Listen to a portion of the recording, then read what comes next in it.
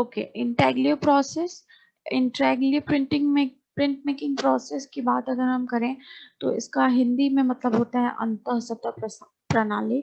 और जैसा कि वर्ड से पता चल रहा है उससे हमको आइडिया लग जाता है कि इसमें जो प्लेट होता है उसमें जो आप कार्विंग करते हैं उसके अंतःसतह यानी अंदरूनी भाग का प्रिंट आपके पेपर पे आता है, जो कि जस्ट अपोजिट है रिलीफ प्रिंटिंग के, जहां आपको उभरे हुए भाग का प्रिंट आपके पेपर पे आता है। सो इंटेग्लियो प्रिंट मेकिंग प्रोसेस की ज़रूरत क्यों पड़ी अगर ये देखा जाए तो रिलीफ प्रिंट मेकिंग प्रोसेस जो इससे पहले था उसमें आर्टिस्ट को उतना वेरिएशन नहीं मिल रहा था जितना कि इंटेग्लियो प्रिंट मेकिंग प्रोसेस से मिला।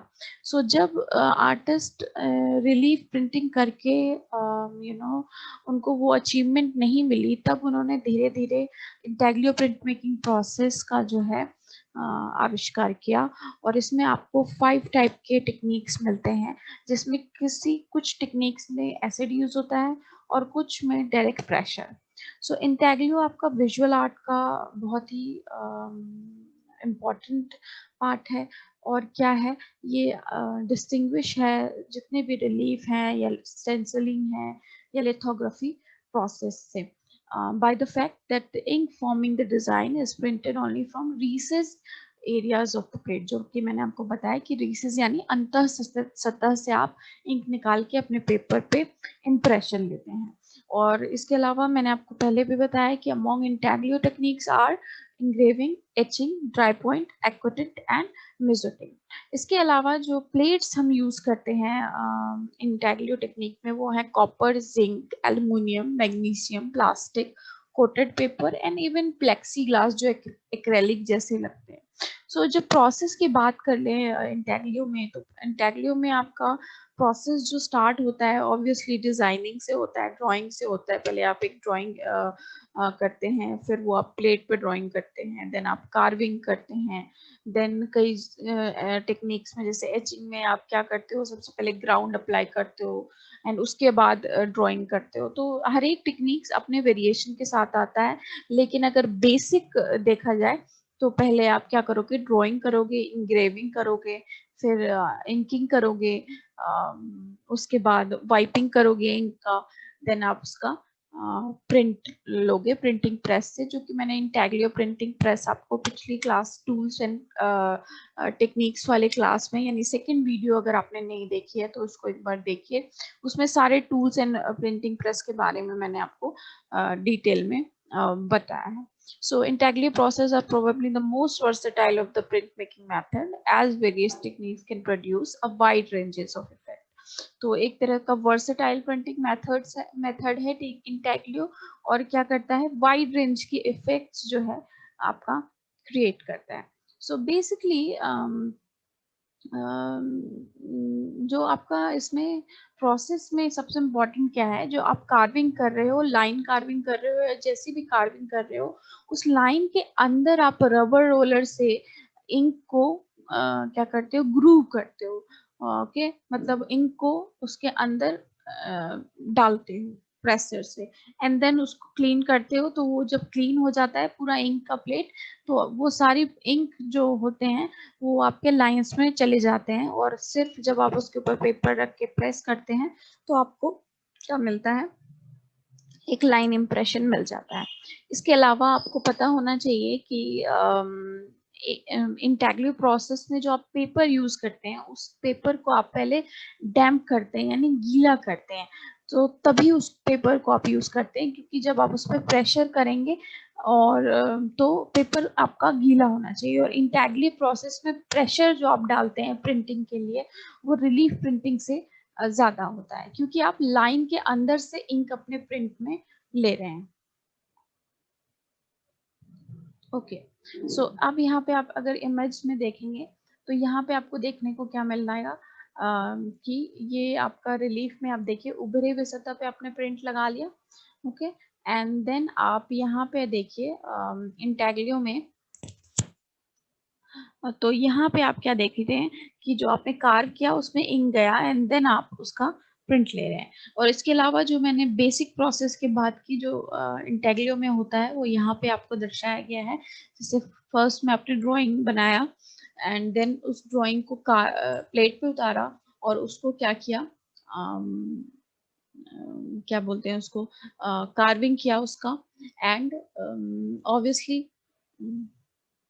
क्या कहते हैं, कार्विंग किया उसका। और इस तरह से आपने मान लो ब्यूरिन लिया, ब्यूरिन, और ब्यूरिन इंग्रेविंग वगैरह में बहुत इम्पोर्टेंट है आपका। ब्यूरिन से क्या होता है, बहुत ही डेप्थ लाइन क्रिएट होती है, और इंग्रेविंग में आपको सबसे ज्यादा क्या चाहिए, डेप्थ लाइन चाहिए, इसलिए ब्यूरिन बहुत इंपॉर्टेंट होता है। एंड प्लीज इस वाले मार्क को आप इग्नोर कीजिएगा, ये थोड़ा ट्रैवल कर रहा है। So just concentrate on this जो मैं यहाँ पे रोल कर रही हूँ। सो अब यहाँ पे आप ब्यूरिन से कार्विंग करते हैं, देन आप क्या करोगे, कार्विंग करने के बाद उसके ऊपर इंक फेरोगे, उसके बाद इंक को वाइप करोगे तो इंक प्रेशर से आप एक तरह से वाइपिंग भी आप जो कहते हैं क्लॉकवाइज करते हैं, जिसमें आप इस तरह से वाइपिंग करते हैं कि आप इंक को प्रेशराइज करते हैं कि वो लाइंस के अंदर बैठ जाए। तो ये आप यहाँ पे कर रहे हो, और फिर इंक ये सारे लाइंस में चला जाएगा। देन प्रिंटिंग प्रेस में आपको मैंने बताया था कि प्रिंटिंग प्रेस इंटैग्लियो वाला कैसे यूज करते हैं, और उसके बाद उसमें डालेंगे print and then you got the print. तो इस तरह से सिंपल प्रोसेस है जो इंग्रेविंग से बहुत मिलता जुलता है। यहीं पे जब एसिड, एक्वेटिन, ड्राई पॉइंट की बात करेंगे तो यहाँ तक फर्स्ट और टू प्रोसेस में थोड़ा सा दो चार प्रोसेस जो है इंक्लूड होता है, बाकी यहाँ से लेके यहाँ तक जो है आपका सेम होता है। ओके, सो 1 और 2 में कुछ प्रोसेस इंक्लूड्स होते हैं और कुछ नए टूल्स इसमें आते हैं। तो अगर आप लोगों को जैसे 5 ये टेक्निक्स हैं, इसको सेपरेटली करना है, मान लो जैसे कि मैंने वुड कट आपको कराया था कि प्रैक्टिकल इमेजेस के साथ वैसे करना है, तो प्लीज कमेंट कीजिए और मुझे बताइए, क्योंकि तभी मैं वो वीडियोस क्रिएट करूंगी। Otherwise there is no point कि मैं ऐसे वीडियोस बनाऊं। So please let me know in the comment section below. So उसके बाद जो है इस तरह का प्रोसेस होता है। देन अब हम क्या करेंगे, जितने भी 5 टेक्निक हैं उसको देखेंगे, उसकी थोड़ी सी हिस्ट्री पढ़ेंगे, एंड ऑफ कोर्स उसकी टेक्निक थोड़ा सा डिस्कस करेंगे, डिटेल में डिस्कस नहीं करेंगे। और सबसे इम्पोर्टेंट जो हम लोगों को, जो आपके प्रिंट मेकिंग के सॉरी विजुअल आर्ट के स्टूडेंट्स होते हैं, उनको कंफ्यूजन ये होता है कि हम प्रिंट मेकिंग का इतना प्रोसेस पढ़ रहे हैं, but what is the reason, है ना, कि हम क्यों इतना प्रिंट मेकिंग का टेक्निक्स पढ़ते हैं। आफ्टर ऑल तो हमको black and white he print मिलता है, ऐसा क्यों है आर्टिस्ट ने इतना वेरिएशन लाया है अपने टेक्निक्स में। तो हम वो देखेंगे कि किस तरह से इन टेक्निक्स के प्रिंट एक दूसरे से अलग हैं, और आर्टिस्ट असली में इन टेक्निक्स के माध्यम से क्या अचीव करते हैं। देन आपका ये हो गया, हम फर्स्ट जो हमारा टेक्निक है वो है इंग्रेविंग। सो इंग्रेविंग जो है आपका first develop during middle ages. तो बहुत मिडिल एजेस जो आपके आ जाते हैं, बरो इसके क्या कहते हैं, इंग्रेविंग के, सॉरी, मिडिल एजेस जो आपका यूरोप का होता है उस टाइम से ही इंग्रेविंग चलता आ रहा है, और सबसे ओल्डेस्ट टेक्निक है ये इंग्रेविंग। और इंग्रेविंग प्रोसेस सेम होगा जो हमने पहले देखा, और इसमें क्या होता है, आप ब्यूरिन का यूज करते हो टूल जो है, बहुत ब्यूरिन का, क्योंकि आप इसमें कट क्या लगाते हो, डीप कट लगाते हो। और इंग्रेविंग क्या है, is a perfect for rendering straight lines and shading. तो आप इस इंग्रेविंग में सबसे इंपॉर्टेंट क्या है, ये जो शेडिंग आप ब्लैक एंड व्हाइट शेडिंग यहाँ देख रहे हो, ये क्रिएट करते हो किससे, क्रॉस हैचिंग से और हैचिंग से, जो एक टेक्निक होता है। सो देन फिर हम एचिंग पे आते हैं। तो एचिंग क्या है, ये इंग्रेविंग प्रोसेस से बहुत ही कॉन्ट्रास्ट में होता है। ओके, तो अगर इसका आप प्रोसेस देखें, अगर आप प्रोसेस देखें तो इंग्रेविंग में you are talking about,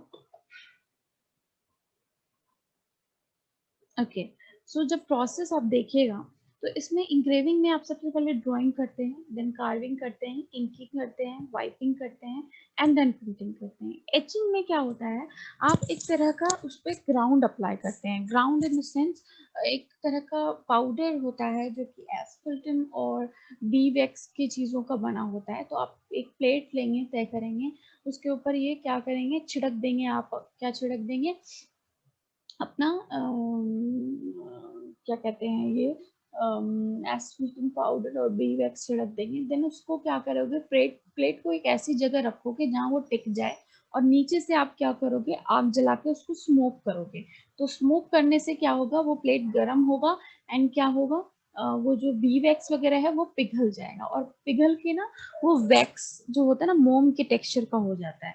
और फिर आप क्या करोगे, प्लेट को एक जगह पे रखोगे, देन फिर उसके ऊपर रोलर चला के वो जो ग्राउंड है वो इवनली अपने प्लेट में लगा लोगे। फॉर एग्जाम्पल, अगर आपने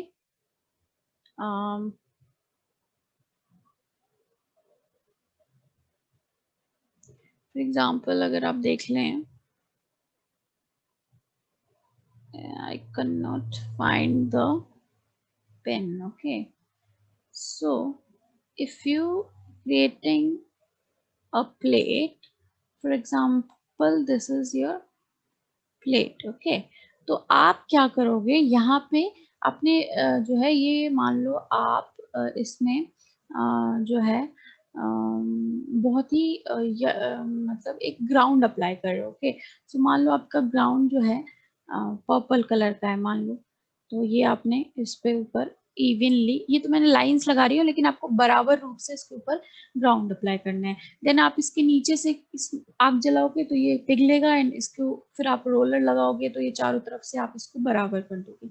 अब इसमें आपको क्या करना है, एचिंग में एक निडल जैसा कोई इक्विपमेंट लेना है, एक टूल लेना है, और जो आपको ड्राइंग इस पे करनी है वो आप डायरेक्ट ड्राइंग करोगे विदाउट पेंसिल से, ओके। या तो आप ट्रेसिंग पेपर से लगा सकते हो ऊपर, और ऊपर से ही निडल से ड्रॉ कर सकते हो। तो जब आप इसके ऊपर कोई निडल चलाओगे तो क्या होगा, मान लो ये निडल आप चला रहे हो, तो क्या होगा, ये निडल चला के आपने ये ड्राइंग, लाइन ड्राइंग बनाई, तो क्या होगा, ये जो आपने ब्लू कलर का आपका मान लो यहाँ पे आपने ग्राउंड लगाया है, वो वहां से निकल जाएगा जहां जहां आपने ड्राइंग बनाई है, क्योंकि वो मोम टेक्सचर का है।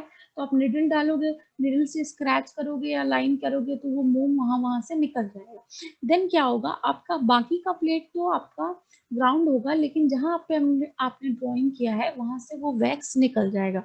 तो फिर आप क्या करोगे, एसिड बाइटिंग कराओगे। एसिड बाइटिंग यानी एक ट्रे लोगे, और उस ट्रे में क्या करोगे आप,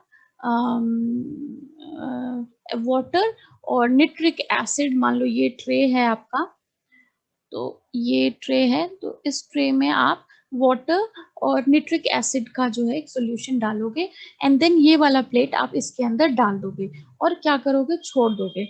और जितनी देर आप छोड़ोगे, मतलब इसका जो रेशियो है, जितनी देर तक आप प्लेट को एसिड में रखोगे, उतना ये लाइन जो है, जो आपने ड्रॉ किया है, जो आप वैक्स से निकाला है, जहाँ वैक्स नहीं है यानी जो ग्राउंड है वहां नहीं है, वो क्या होगा, उसमें एसिड जाएगा, और उतना डीप बात जो है, डीप उसमें डेप्थ आता चला जाएगा। और जितना कम देर तक रखोगे ये लाइन उतनी ही पतली होती चली जाएगी। देन फिर आपको एसिड बात से इसको निकाल लेना है प्लेट को, और इसके ऊपर क्या करना है, इसका जो ग्राउंड है उसको जो है क्लीन कर देना है। जब आप क्लीन कर दोगे ना, तो फिर क्या होगा, आपका प्लेट सिंपल एक ड्राइंग के साथ तैयार हो जाएगा। देन फिर लाइन ड्राइंग के साथ तैयार हो जाएगा, और फिर इस प्लेट के ऊपर आपको इंकिंग करनी है ब्रेयर से, एंड देन फिर इंक को वाइप करना है। वाइप करने से सिर्फ लाइंस पे ही इंक रह जाएगी। देन वही इंटेग्लियो प्रिंट प्रोसेस से आपको प्रिंटिंग मशीन से इसका प्रिंट लेना है। तो ये प्रोसेस है हमारा एचिंग का।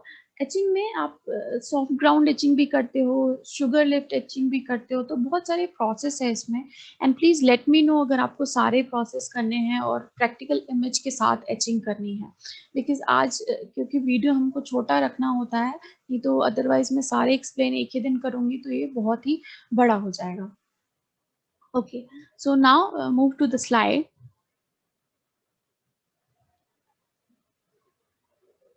सो this is etching.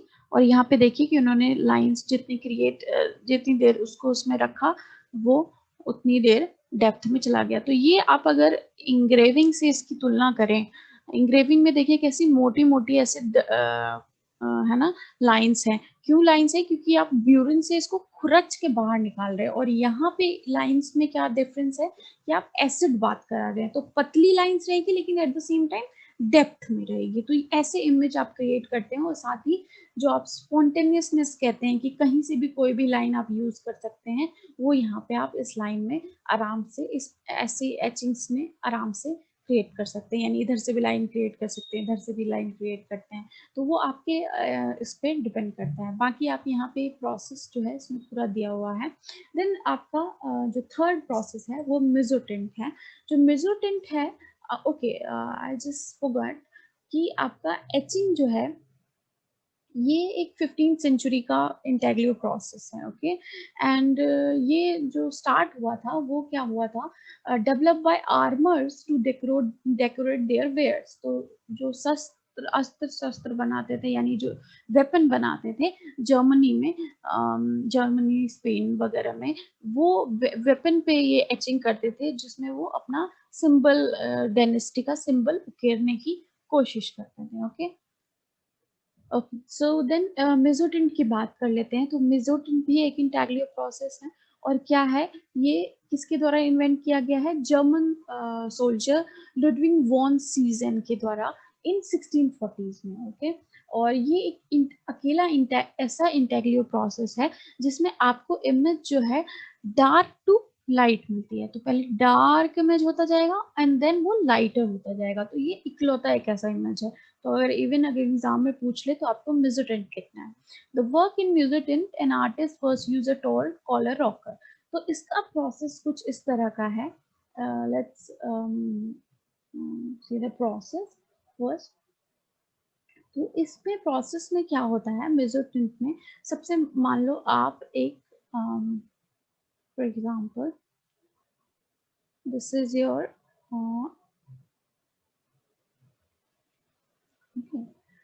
This is your plate. Okay so this is your plate and then आप मेटल प्लेट है या प्लेक्सी ग्लास का प्लेट है या जो भी प्लेट है, तो आपका ये प्लेट आपने तय किया है। एंड आप क्या करोगे, इसमें एक तरह का टूल होता है रॉकर जिसको बोलते हैं। उसके जो एज होते हैं ना वो कुछ इस तरह से होते हैं। आई जस्ट वेट और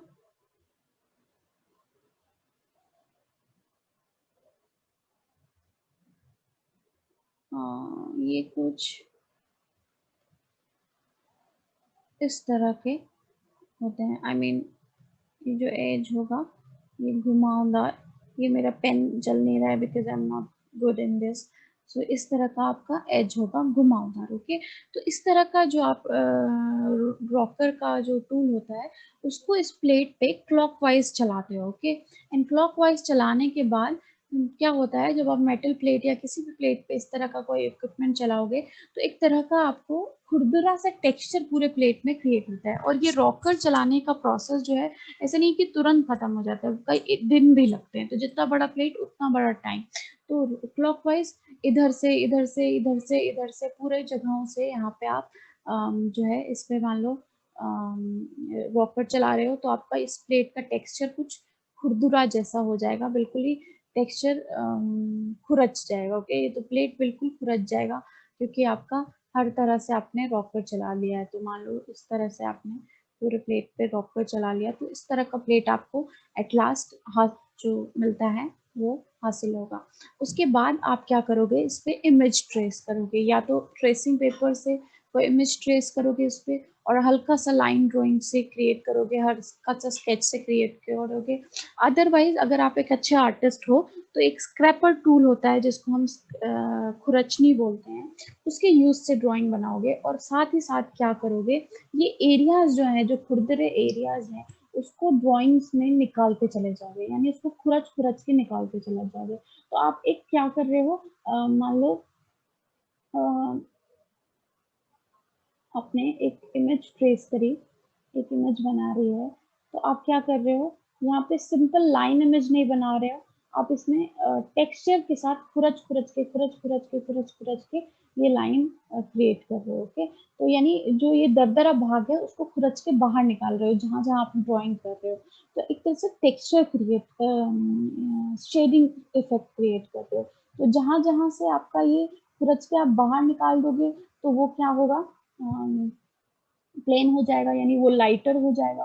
और जहां जहां से आप खुरच के ये टेक्सचर रहने दोगे, दरदरापन रहने दोगे, वो डार्क हो जाएगा क्योंकि वहां पे इंक फंसेगा। तो इस तरह से इंप्रेशन क्रिएट किया जाता है मेसोटेन में। देन प्रोसेस फिर वही सेम होती है कि आप क्या करते हो, इंकिंग करते हो और देन वाइपिंग करते हो और देन प्रिंटिंग करते हो। तो सेम उसके बाद मेसोटिंट में आपका आ जाता है। ओके, सो और मेसोटिंट में आपको कुछ इस तरह का इमेज मिलता है। Okay, so this is the process. और क्या होता है, ये जो आपका दरदरापन है ये आपको हिंग, ये जो मान लो व्हाइट आप लाइंस देख रहे हो ना, यहाँ से स्क्रैपर से आर्टिस्ट ने खुरच के वो दरदरापन निकाल दिया होगा और बाकी जगहों पर रहने दिया होगा, तो वहाँ पे इंक फंस के इस तरह का इमेज क्रिएट करता है। तो अगर आप देखें तो हर प्रोसेस का जो इमेज है, यानी ये इमेज एक दूसरे से अलग है, किस wise, line wise, texture wise, impression wise, है ना। तो ये आपको ध्यान में रखना होता है, इसी वजह यही क्रिएट करने के लिए हर एक प्रोसेस एक दूसरे से अलग है। Okay, now dry point. सो ड्राई पॉइंट की बात अगर हम करें तो ड्राई पॉइंट में हमारा जो है ये इन्वेंट हुआ था 15th सेंचुरी में। ओके, 15th सेंचुरी में जर्मन आर्टिस्ट द्वारा ड्राई पॉइंट क्रिएट किया गया था। तो इसमें ड्राई पॉइंट में आप क्या यूज करते हो, सबसे इम्पोर्टेंट बर क्रिएट करते हो, यानी आप इस तरह की डबल लाइंस क्रिएट करते हो जिसमें दोनों तरफ खुरदरापन होता है और उसमें इंक फंसता है और देन वो प्रिंट होता है आपके पेपर पे, और इस तरह का वेलवेटी टेक्सचर क्रिएट करता है वो लाइन। ओके, तो जो आपके फ्रेंड्स जिसमें वेलवेटी टेक्सचर होता है वो लाइंस का प्रिंट आपका ड्राई पॉइंट कहलाता है। Okay, so let's see the process first.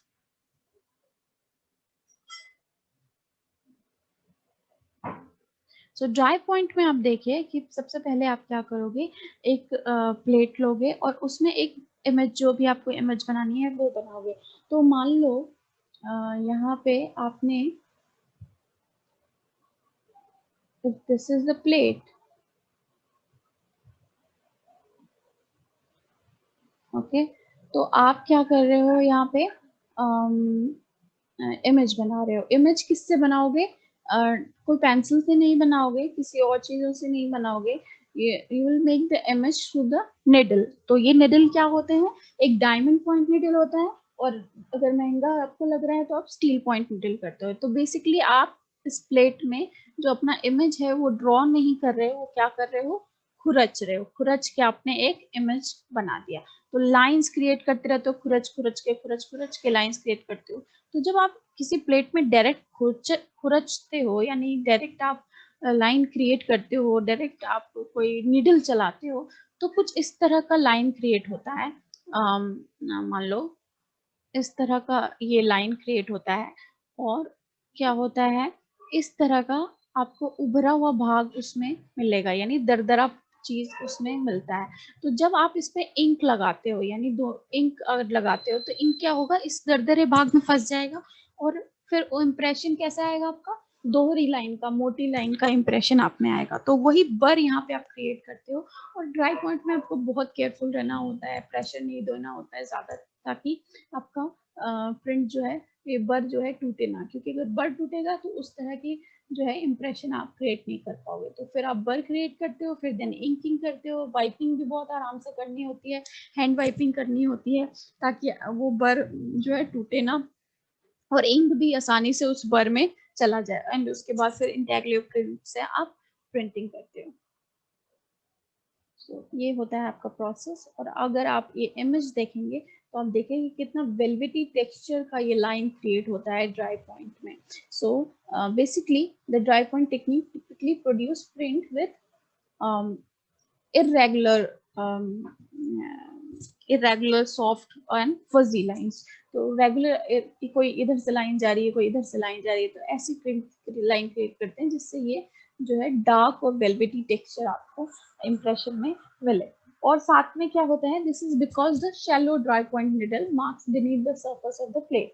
तो ये ऐसा क्यों होता है, क्योंकि आप एक निडल यूज कर रहे हैं जो शैलो है और मार्क क्रिएट करता है बीनीथ द प्लेट्स, बिल्कुल डेप्थ में जाके। एंड क्या करता है, the surface of the plate created a race through the rough ridge of metal called a burr। तो जब आप डेप्थ में मिडिल से स्क्रैच करते हो तो क्या होता है, वो बर्र क्रिएट करता है, जो कि मैंने आपको पहले बताया। और ड्राई पॉइंट में सबसे प्रेफर्ड मटेरियल जो है वो टिन और कॉपर माना जाता है। ओके, देन एक्विटेंट, जो एक्विटेंट है वो एचिंग प्रोसेस का ही एक वेरिएंट है। यानी जब आप एक्विटेंट कर रहे हैं तो उसके लिए आपको क्या चाहिए, एक एच्ड प्लेट चाहिए। यानी आपको पहले से ही एक ऐसा प्लेट चाहिए जिसमें आपने पहले से एचिंग की हुई है। सो अभी जो हमने एचिंग मान लो की, उसी प्लेट को हम कंटिन्यू करेंगे एक्विटेंट में। ओके, सो एक्विटेंट अगर आप देखें तो एक्विटेंट में क्या होता है, टोनल वेरिएशन हम क्रिएट करते हैं। ओके, सो टोनल वेरिएशन क्रिएट करते हैं। तो अगर आप यहाँ पे देखेंगे तो आपको टोनल कैसे इफेक्ट है, ये देखिए, this is the one. Okay, tone यहाँ पे ये दूसरा टोन है, ये तीसरा टोन है, ये चौथा टोन है, और ये इससे डार्कर है, ये पांचवा टोन है। तो अगर आप देखिए तो आपको देखने को मिलेगा कि यहाँ पे कितने टाइप्स ऑफ टोन्स हैं। तो ये सब सिंपली किससे क्रिएट होते हैं, आपके एक्विटेंट को बार बार एसिड बात कराने से। यानी जो भाग आप ज्यादा देर तक एसिड में रखेंगे वो भाग आपका डार्कर होता चला जाएगा, यानी इस टोन का होता चला जाएगा। जो भाग आपने बहुत कम रखा है वो कुछ इस तरह का हल्का इम्प्रेशन में आएगा। ओके, तो ये आपको देखना होता है। तो जो भाग आपको कम लाइट में चाहिए, लाइट चाहिए, वो आप कम देर तक रखेंगे, और जो भाग देर तक चाहिए यानी डार्कर चाहिए उसको आप देर तक रखेंगे। So let's see the process first. So आप क्या कर रहे हो, एक्विटेंट में सबसे पहले एज्ड प्लेट यूज कर रहे हो। ओके, सो एज्ड प्लेट यूज कर रहे हो एंड उसके ऊपर क्या कर रहे हो, रोजिन पाउडर अप्लाई कर रहे हो। देन रोजिन पाउडर को क्या कर रहे हो, गर्म कर रहे हो। उससे क्या होगा, एक ट्रांसपेरेंट लेयर जो है आपके प्लेट में, मान लो दिस इज द प्लेट, तो ये ऑलरेडी एज्ड है, यानी इसमें एज्ड लाइन आपने क्रिएट की हुई है, लाइन ड्राइंग हो चुकी है, एचिंग हो चुकी है। तो मान लो इस पे आपकी एक इमेज बनी हुई है। Okay, so this is the image. Okay, so फिर वो लाइन इमेज है, आपको चाहिए क्या, टोन्स चाहिए अब अपने इम्प्रेशन में। तो मान लो ये इमेज बनी हुई है तो आपको टोन्स चाहिए।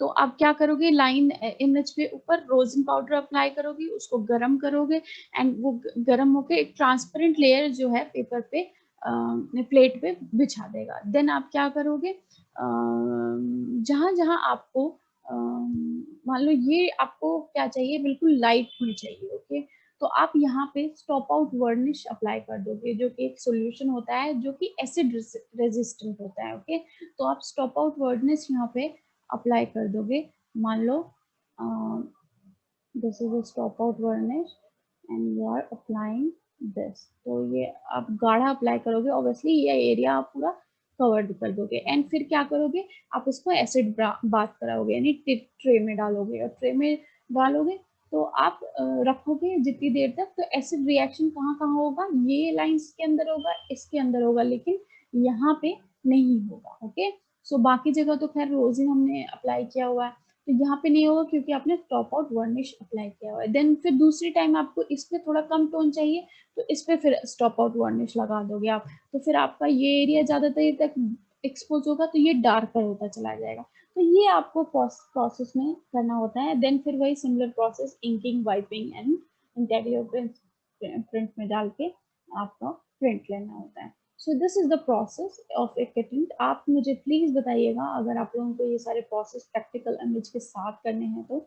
सो अगर एक्विटेंट की बात करें तो ये सबसे पहले फ्रेंच आर्टिस्ट जीन बैप्टिस्ट ली प्रिंस ने इन्वेंट किया था 1786 में। एंड क्या था, it was the ये इन्होंने जो आप रोजिन डस्ट डाल के और फिर उसको पार्टिकल को फ्यूज करके यानी वो पिघला के हीट अप करके एंड देन एसिड बाथ का जो भी ये प्रोसेस है ये इन्होंने ही इन्वेंट किया था 1786 में।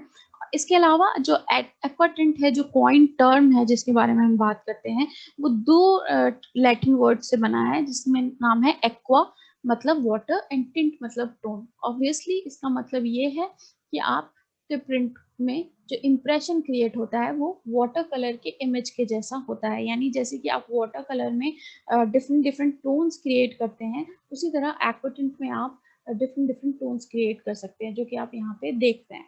ओके एंड और ये वाला जो टर्म है ये किसने कॉइन किया था? इंग्लैंड के एक आर्टिस्ट पॉल सेंट बाय ने। तो ये देखिए कि टेक्निक किसी और ने डेवलप किया और टर्म किसी और ने कॉइन किया। और क्या है, एक्वाटिंट जो है 1830 तक बहुत फेमस रहा था। उसके बाद जो है ये चेंज हो गया क्योंकि आपका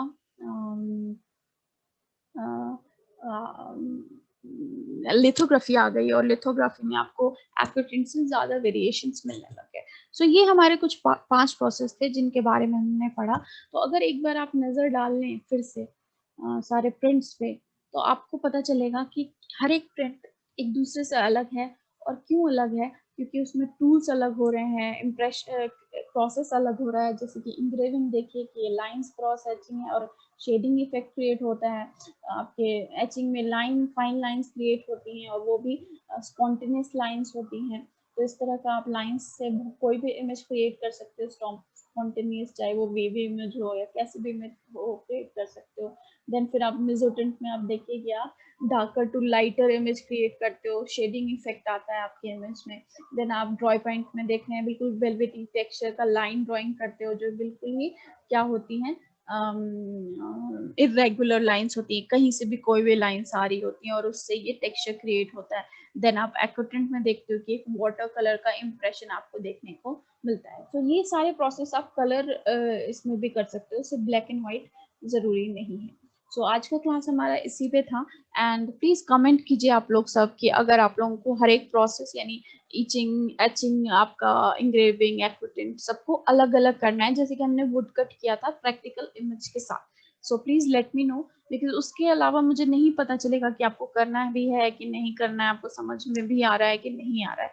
तो प्लीज कमेंट एंड देन हम आगे क्लास करेंगे। सो if you like my channel, please do consider to subscribe my channel and like also. So and also अगर आपको नहीं पसंद आता है तो you can unlike also. So thank you so much.